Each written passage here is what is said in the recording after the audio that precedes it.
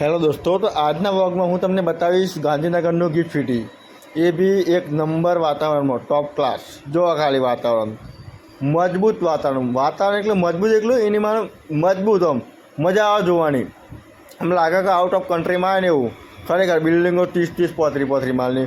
Gift સિટીનું development એટલે એક number development ભાઈ. બહુ મજા આવે ફરવાની, રહેવા માટે. હા ભાઈ, પણ વાતાવરણ જો ખાલી ઠંડી ઠંડી આવતી હોય ગાંધીનગરની ગિફ્ટ સિટીમાં ફરતા હોય આપણે ને ભાઈ. માલ આવવા કોકાકોલાનો ફરતો જાય. આ જો માલ 10 વાળી બધી પ્રોડક્ટ આપણા પાસે અવેલેબલ છે.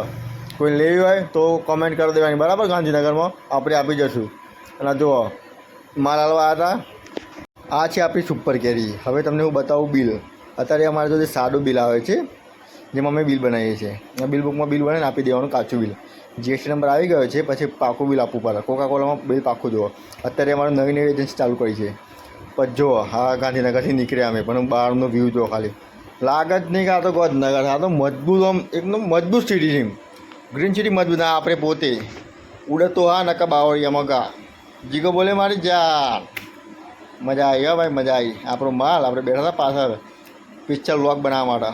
ખરેખર હો ભાઈ, જે વાતાવરણ એટલે એક નંબર વાતાવરણ. બહુ મજા આવે. હા, ગિફ્ટ સિટીનો ઓટો મારજો ભાઈ. વિડીયો બનાવવો હોય બહુ મજા આવે. બિલ્ડિંગો બી મસ્ત બની છે.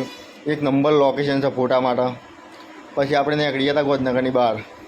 ગિફ્ટ સિટીની બહાર નીકળ્યા હતા. ગોધનગરની બહાર નહીં, ગિફ્ટ સિટીની બહાર પેટ્રોલ પંપ બાજુ ત્યાં નીકળ્યા. આજુબાજુમાં ચાલવા માટે પ્લસ વિડીયો બનાવવા માટે બહુ સારું છે.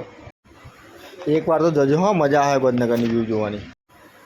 અને આપણા વ્લોગમાં મજા આવે વ્લોગ જોવાની, તો વ્લોગને લાઇક શેર સબસ્ક્રાઈબર કરતા રહેજો.